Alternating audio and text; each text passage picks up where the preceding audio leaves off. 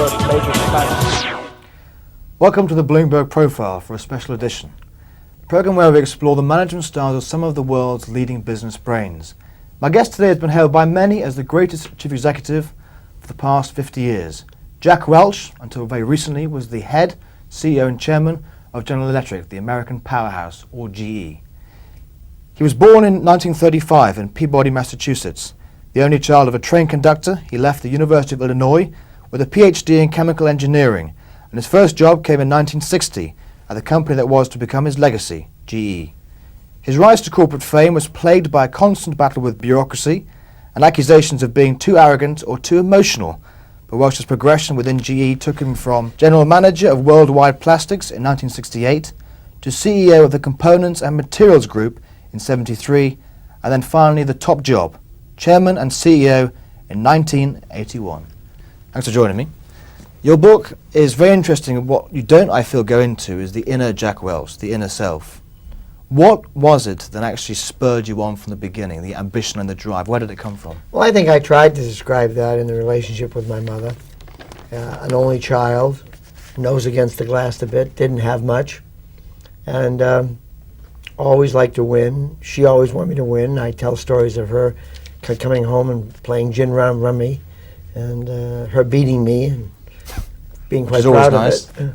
And so I'd say that the first several chapters here talk about a life of competition, of a street kid playing ball in unorganized sports, ending up captaining a bunch of teams. But there are many street kids who play ball and captain teams, but don't get to where you've become today. Well, that's a lot of luck and a lot of perseverance and a lot of stick-to-itiveness and a lot of self-confidence building over the years. I mean, I didn't start out self-confident. I wouldn't like this interview 30 years ago. I would be a little nervous about it. Because it seems that the gods were against you. Being small isn't great, I suppose. I'm small, but that's not such a bad thing. But having I never thought I was small. Having a stammer as well, that public speaking, isn't a great self-confidence motivator, is it really? No, but my mother made it pretty clear to me that my mind was working so fast that my tongue just couldn't keep up with it. Do you believe her? Well, at the time it didn't bother. I must have. I don't think about it much now. I've never thought about it much, and I still stammer, and it just doesn't touch me. In the book you said that her greatest line to you was, "Don't kid yourself, that's the way it is," i.e. face reality. Face reality. Have you always done that? I've tried to in everything I've done. I think it's the hardest thing for the human spirit to do in many ways. And also your first sort of movement into business was being a golf caddy for $1.50 for 18 holes. Right. You saw some different personalities on the golf course. What did you sort of take from that? Well, I think you What did you learn from it? I think if you got a job, that's one of the great jobs you can have, because you get to work with fairly successful people who have all kinds of characteristics. Some are pure jackasses, some even cheat, some are generous, some are hot-tempered. You see, it's a great character evaluation. I think you said you caddied a little earlier. What did you take from it? What's the most important characteristic, which you took from that experience going into business? No, just an understanding of people. That was the key element. Key element. And the fact that I'd rather be playing than caddying. Which you've done. Right. Now, you also went into science, which is quite a strange sort of start to be the CEO of a company. PhD, in fact, in chemical engineering. Set you very well for one of the businesses in GE. But again, you were caught into trouble a few times. You nearly thrown out of university for being caught in a car with a young lady. And second time was at GE itself, when you almost left because the person next to you was getting paid the same amount of money, which you thought was ridiculous. All four of us were. We shared an office, and I was quite happy with my raise until I went back and found out we all got the same raise the same day. That wasn't the place I wanted to be. Did you apply the same formula to GE? Absolutely different. That's where I got differentiation. So if somebody came to you and said, "I'm not being paid enough, Jack." Well, that's not what I said. I thought the differentiation was the issue. I would, if I got my raise that day and went home and didn't know that the other three got the same raise the same day, I might have been a little happier with it. But I knew my input, at least I felt my input was more. I felt my output was more. And I felt I deserved more on a relative basis. You said in the book that you were brutally honest and outspoken. So you're already separating yourself from the crowd in a sense. That takes you to perhaps being seen by the seniors. What was it that you pushed aside from the general GE army, if you like, that pushed you forward? Well, I think I always understood that in order to do something and stand out, you couldn't do what your boss told you to do. You had to do that. But every time a boss tells you to do something, they've already got the answer in their mind. They're just waiting for you to confirm it. So I would always try and do a project that was beyond the scope of the current project. And in doing that, I brought new insights that made people themselves look better. And I enjoyed doing it more. Pushing through the ranks, though, enjoying it, all the politics you must have dealt with, the bureaucracy. I didn't have to. I was lucky. I joined G Jealousies? outside the mainstream. I joined G in a business called Plastics. I was the first employee. I hired the second one, the third one, the fourth one. Eventually, as I got promoted, I never moved. G was good enough to me to let me operate out of a hotel in Pittsfield, Mass. I never had to go to headquarters until 1977. So I was 17 years in the company before I had to go to headquarters. And I was able to grow from sales of $1 to sales of $3 billion in a variety of different assignments, still living in the same town. Did you have mentors? Yeah, lots of them. Starting in the universities, starting in that graduate school experience that I had. Start in GE. I blew up a plant once. Instead of getting my fanny thrown out of there, I was counseled and coached. It taught me something else. It taught me never to beat up on people when they're down. You're brutally honest, though. You blew up a plant, you pushed through, and you got chosen to be CEO. Were you surprised by that? No, Modest then? No, at the end, I felt I was the right person for the job. But I didn't think that when I joined GE. I didn't think that for the first 10 years. My sights weren't set very high. And I just kept getting successful with building great teams. I mean, this is all about, it goes right back to that schoolyard we talked about, or that playground. The team that feels the best players wins. But this sounds great and sort of very, I don't know, theme parky, but you cut a lot of jobs as well. Cut a lot of bureaucracy. And jobs. Yeah. 81,000 jobs in your first 5 years in Right. GE. It's a lot of jobs, a lot of families, a lot of people taken out of their schools, divorces that may lead to upset. Yeah. And what happened as a result of that? We grew from $20 billion to 140, created another 150,000 new jobs without bureaucracy, with people being liberated. We took stock options and compensation plans and drove them down into the organization. More people participated. More people had skin in the game. It wasn't an organization that looked like this. It's an organization that looks like this. But it's also an organization that calls the shots by profits before people, in a sense. That's such nonsense. But you were called Neutron Jack as well. I mean, that was your title. Some guys like you with a newspaper or something, writing something. That wasn't it. They didn't understand that you had to get your... Pick up today's paper and look at the sacks that are in there. 5,000 in a pop, 7,000. We're in a recession now, so it's a bit of a different situation altogether. Oh, it's okay to throw It's not folks out? It's okay? It's not okay, but there's still, you're right, 5 years, 81,000 jobs went. In Pittsfield, most of them as well. You're cutting a lot of jobs. Yeah, and suddenly we had a transformer business. It lost money for 12 straight years, okay? And we closed it. Okay, so you are making downsizing fashionable. Do you think that's the way for the future CEO to rule this company? We have grown as a team 150,000 jobs while we grew $100 billion. Let's go back to those numbers again. 411,000 people, $20 billion of sales. Today, 350,000, 330,000 people, $140 billion of sales. But what you're saying now is that money is more important than people. No, I'm not. I'm saying that we grew our jobs after we took them down, and money, only successful companies can provide job security.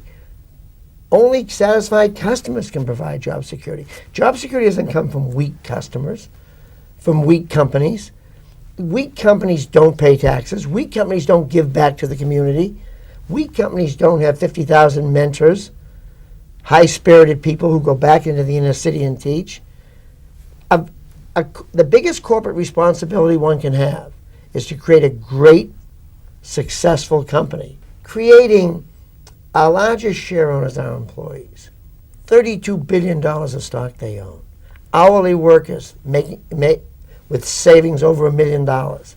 Everybody participating in the game. Stock options going from, instead of a few fat cats of 200 to 30,000 people.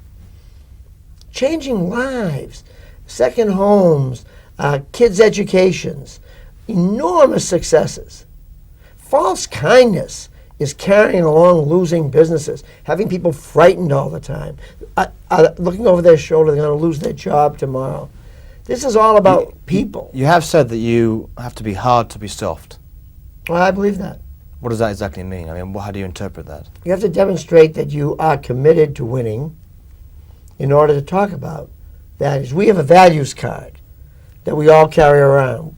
We'd never let it go. It doesn't have one number on it. It doesn't have one objective of 15% growth or 20% growth. It has sharing ideas, embracing intellect.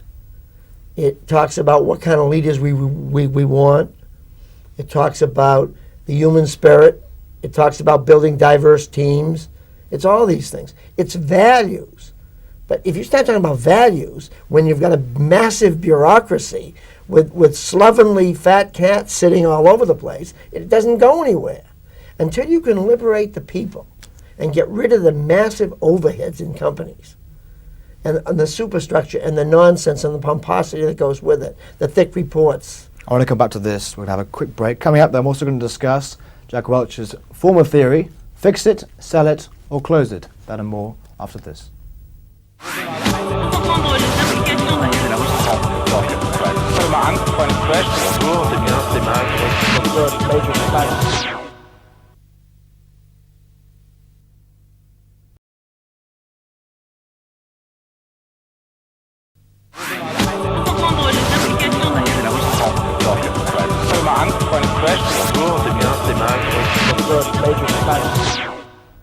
Welcome back to the Bloomberg Profile. My guest this week is Jack Welch. Fix it, sell it, or close it. Can I argue something that, let's say you sell it or close it. That's very nice. We discussed before about jobs going. But surely a great success of a CEO would be to fix the company, to be able to fix it. Absolutely. Rather than fix it, sell it, or close it, having those two other options. Oh no, I think you got to be a leading business. You got to create a number one and number two businesses. Nothing's worse than working on a team that feels losing all day. Number 4, number 5 in share. But you can motivate them to get them if you successful. Can't, that's what fix it's all about. And some people have done it. Some businesses, you're much better off. Look, I sold an air conditioning business that was number 4. I sold it to a number 1 company. I called the guy a month later and said, how do you like it over there? He said, Jack, I love it. The guy, I sold the train. He said, my CEO loves air conditioning. He thinks it's wonderful. We're all winning. We're number 1 in the marketplace. It's so much better than where we were in GE. We're number 4. But you've also changed that theory, number 1, number 2. So having at least 10% market share. It went too far. It was an idea carried too long, too far. So it's a mistake then, you're saying? No, it was a great idea for a while. But any idea runs its course. A bureaucracy can beat anything. So in time, people started defining their markets so narrowly that every business was 1 or 2. You also give this impression in your company that you're very accessible, for want of a better word. And your quote in the book, again, I tried to get into the skin of every person in GE. I wanted them to feel my presence. People must be afraid of you. That's quite frightening. No, I don't think that's true. I think people enjoy. Could they come to you and say, I have a problem, and how about this for an idea all the time? I mean, obviously you weren't available all the time, but... I walked the factory floors. I met everybody. I knew thousands of people by their first name. I like people. The facts are, I think it's You're all... quite tough as well. No, I have standards. I have standards of performance. We have a performance culture in GE. we care a lot about winning, and we care a lot about giving people the chance to grow. It's a meritocracy. The quality of an idea is independent of the stripes on the shoulder. Is it important to be continuously competitive? Absolutely. That's quite a hard environment. Obviously, that's an environment that works. But again, your selection process, A, B, and C managers. A is the ones that you nurture and they flourish. Kiss, hug, love. Okay. B is the one that you sort of teach, and C is the one you give a chance, a couple of warnings, and then out. Yeah, and the way they go out is this way. We generally say, come on in, have a chat with them. Then we, if they don't measure up, we say, look, why don't you we're a company with a big enough balance sheet that we don't have to do these things you read about in the paper, or the 500,000 .com guys that got canned on a Friday, and Monday they were auctioning the furniture. We give them... That's bad management. We give them 6 months to a year to find a job in another company. I mean, if you don't perform here in Bloomberg on a global scale, we'd chat with you about maybe you want to get a TV job in a local station somewhere. In other words, get out. But you find move on. That's different. Move on. You're not right for this company. You're not right for us. But what happens to C's? They move on. It's very Huxley, isn't it? To Brave New World, A, Beta, Alpha, Beta, Gamma. No, I know. The perfect sort of executive. Look, the bar keeps moving up. The bar keeps moving up. See, most people try to level things. We don't. A star is worth 5 average people.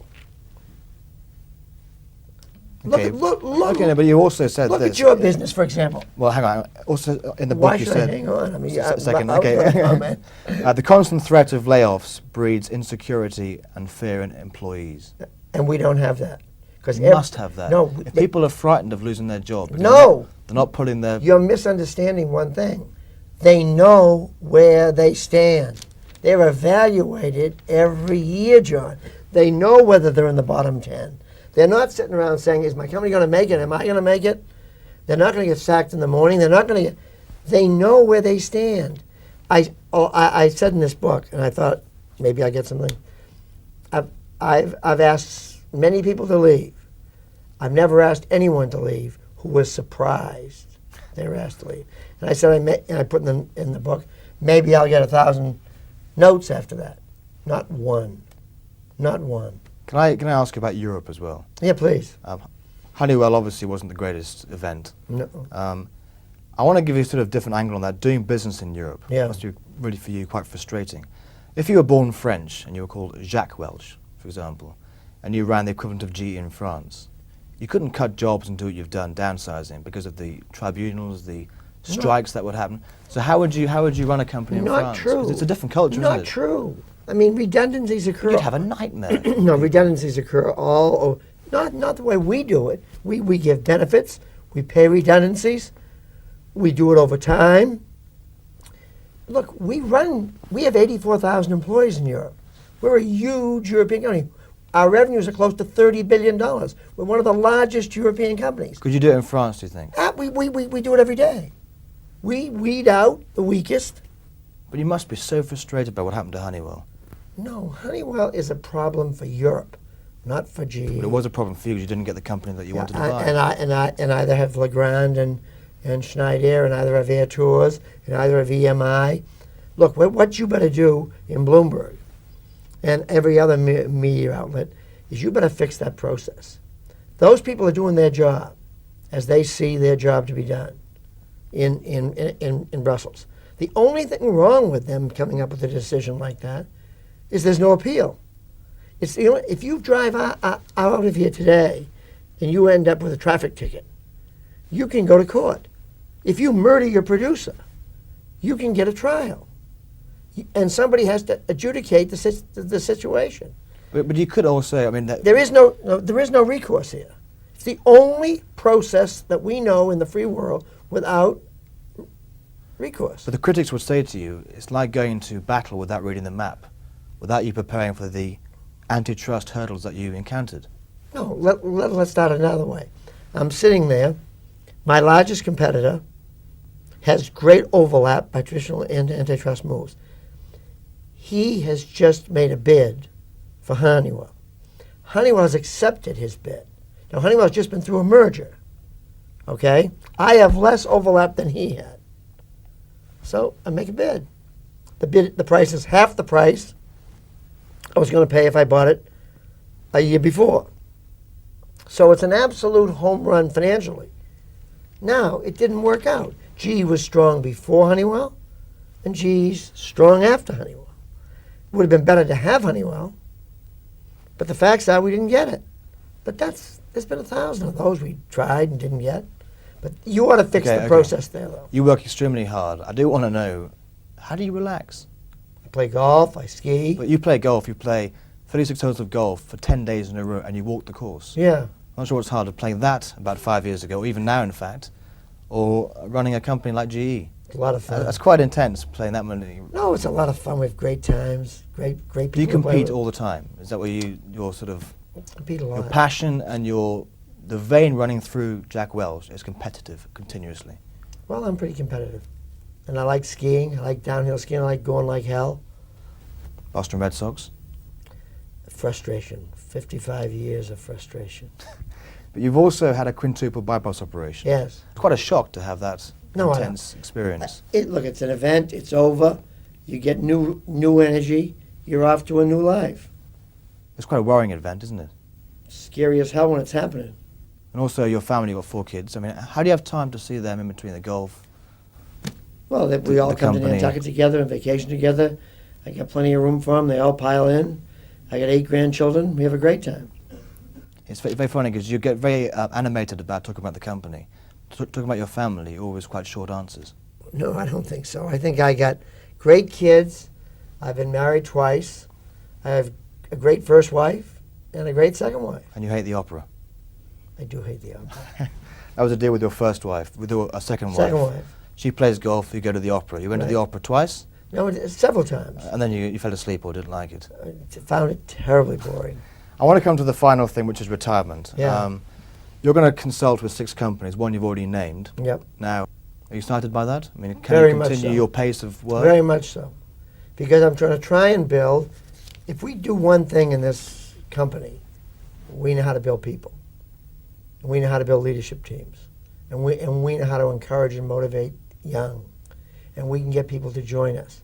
And I want to help these companies develop teams so that they have You'll also play an important part in choosing a successor. Now, no one knows why you chose Jeff Immelt, because that's your own personal reasons, or your board as well. But these are the few things that I picked up through my research. He felt comfortable with himself, that was in the book. He had a superior capacity to grow and demonstrated the most expansive thinking. Are those the 3 qualities that separate it from the other 2? Well, I don't like to talk about separating from the other 2. He does have those qualities. But do they not have the other qualities, the other 2? They have them. So you won't say anything more on this at all, will Not you? at all. Nothing at Never. all. I mean, is it quite hard to choose at that level? I mean, It's like choosing your children. It is without question the most difficult time of my life. I had more trouble sleeping during that period. It was the toughest time. But I'm so thrilled with the answer. The other 2 guys have got great jobs, and we got the right guy. And we got a big winner. What's the Jack Welch legacy that you want to leave behind, to be seen to be leaving behind? That we as a team created a high-spirited company, a modern corporation where everyone counts, where maximizing the intellect of the organization was the thing, where everybody participated, everybody shared in the fruits of victory, and we won. Thank you very much indeed for joining me. Jack Welch, that was the Bloomberg Profile. Jack Welch, formerly CEO of GE.